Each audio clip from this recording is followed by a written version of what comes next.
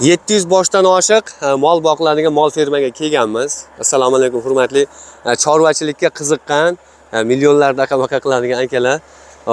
Qaranglar, bu yerdagi mollarda o'sha yem bilan ta'minlashni o'zi bo'lmaydi, oson emas.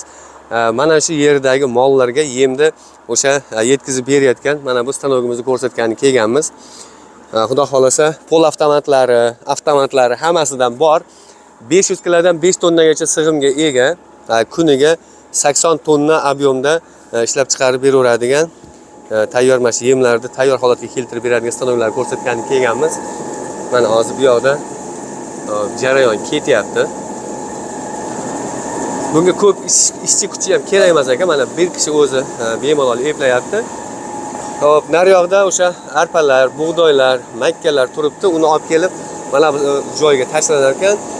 Bu o'zi mana olib kirib ketib, bemalol ichkarida maydalab, tayyor holatga keltirib, ana shunday yordamida tashqaridagi bunkerga tashlab beryapti. Undan keyin traktor olib borib, mollarga bemalol o'sha o'xirlarga tarqatib kelib, mana shunaqa ancha ish kuchini tejab, lekin ish unumdorligini, samaradorligini ancha oshirib beradigan stanogimiz.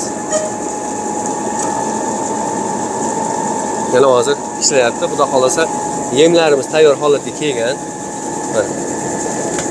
Yemlarimiz tayyor holatda.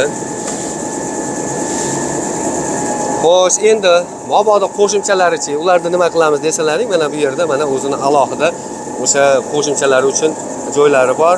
Bemalol o'sha qopi bilan yoki bo'lmasa mana shu yonidagi joylarga bemalol solib qo'yilsa, olib kirib ketib, o'zi bemalol aralashtirib, maydalab, tayyor holatga keltirib beradi.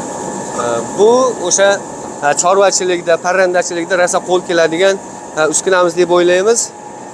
O'shaning uchun chorvachilik va parrandachilikka qiziqqan aka-ukalarga bu videoni mana tanishlarga, yaqinlarga tashlab qo'yasizlar. Inshaalloh rosa qo'l keladi. Yemlarimizda o'sha makka, arpa, bug'doy aralashmasidan hosil bo'lgan yemlarni tayyor holatga keltirib beradi.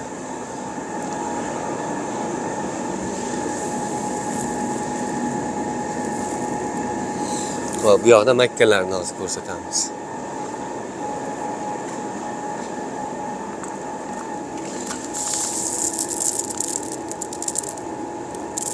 Zo'r.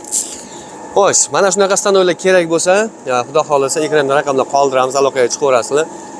Andijonda Xonobotidan Usmonali aka, xudo xolasa O'zbekiston, Qoraqalpog'iston Respublikasi va qo'shni davlatlargacha bemalol olib borib o'rnatib beraveradilar. Dastlabki boshqa taraflarni bemalol kelish vositalari bo'laveradi. Xudo xolasa chiroyli tarzda mana ishlab turgan stanoklarimiz.